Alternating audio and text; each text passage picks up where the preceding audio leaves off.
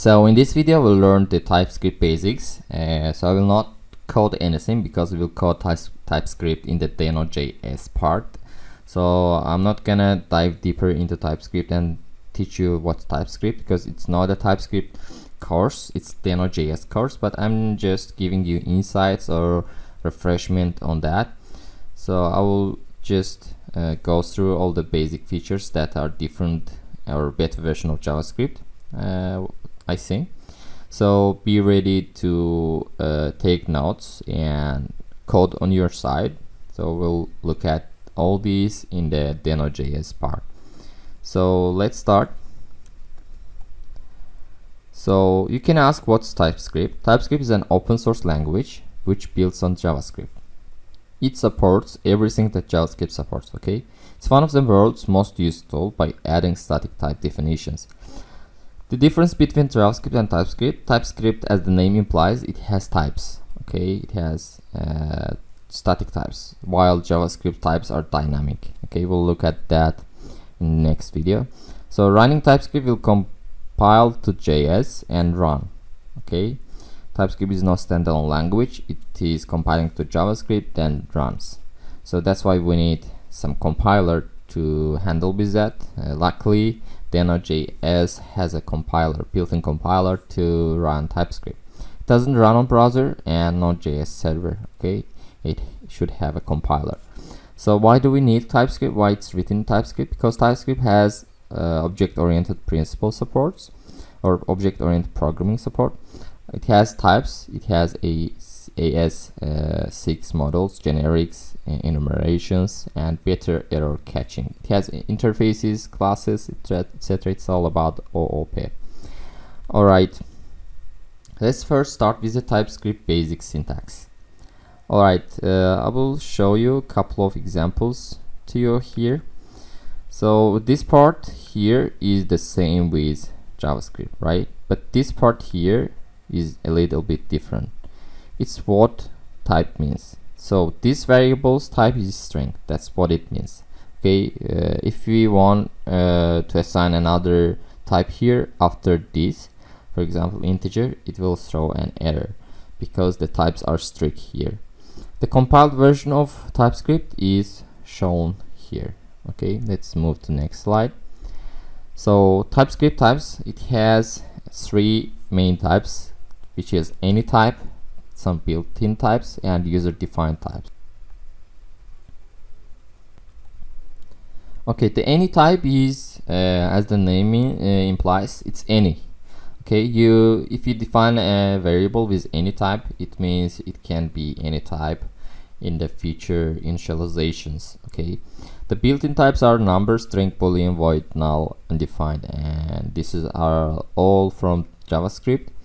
If you know JavaScript, you should know because you're learning Deno.js.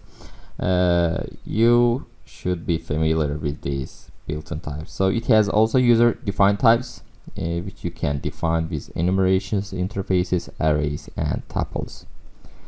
Okay, we'll learn in this slide variables. So as I showed you in the first slide, each variable should have this part, which is the type part. So that means we are defining a name with a type of string and we are initializing it right away.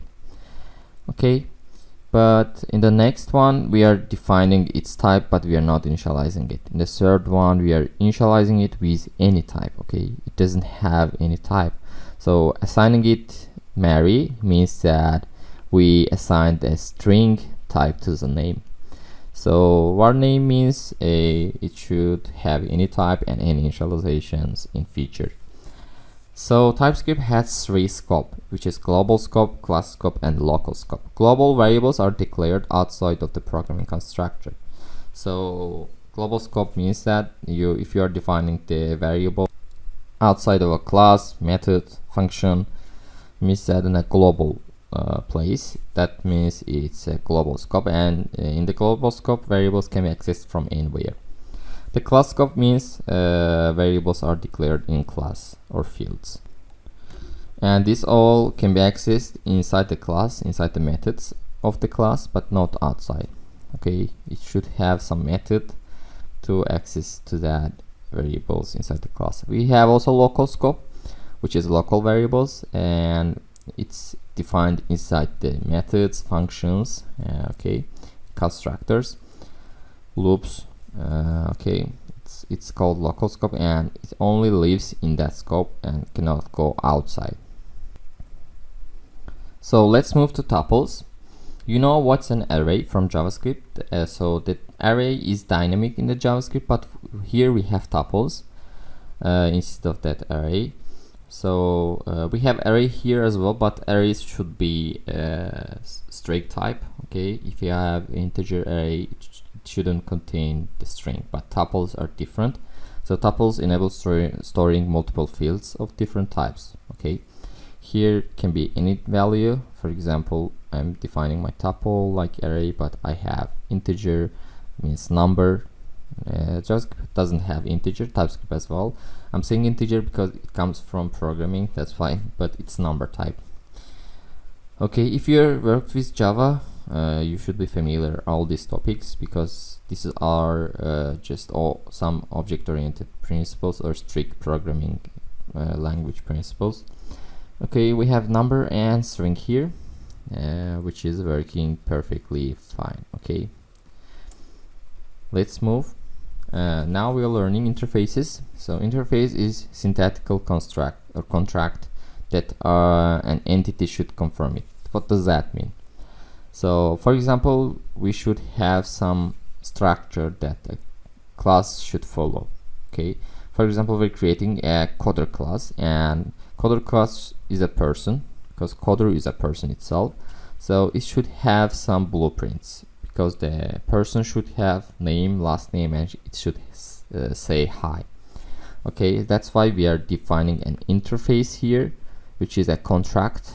You can think of this as a contract, and it should have, whenever a class that are conform it should have first name, it should have last name, it should have say hi function. As you can see, we are also defining its type here, so it's very useful here. Here we have an arrow function which should return string. Okay, we'll see this here. For example, we're defining a coder class. We'll learn classes in the next slide. So coder class should have first name, as you can see coming from here, the last name, and say hi. As you can see, it returns string. Okay, it's their types also are string. So defining a interface and using it is with two dots. Var coder, two dots person means that coder is a person. Okay. So what's a class? A class is a term of object-oriented programming and is a blueprint for creating objects. Okay, it's for reusability. Okay. For example, here we have a class of car which has engine, constructor, and display method. So constructor is when a class object is created. This function runs first. Okay, it has an engine, but engine doesn't assign anything. That's why constructor assigns it while creating the car object. And down below we have a display function, which is logging the function display engine is this one. So we'll learn about this. Let's move on.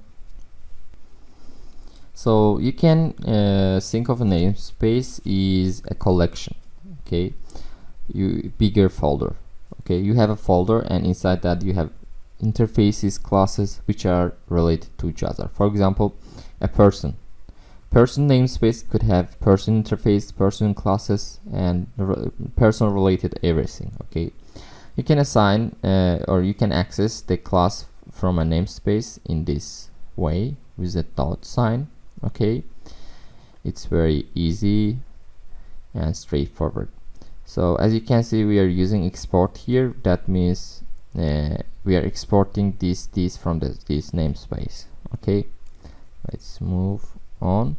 So in the next video we'll learn getting started, and we'll get started with JavaScript. That's all about TypeScript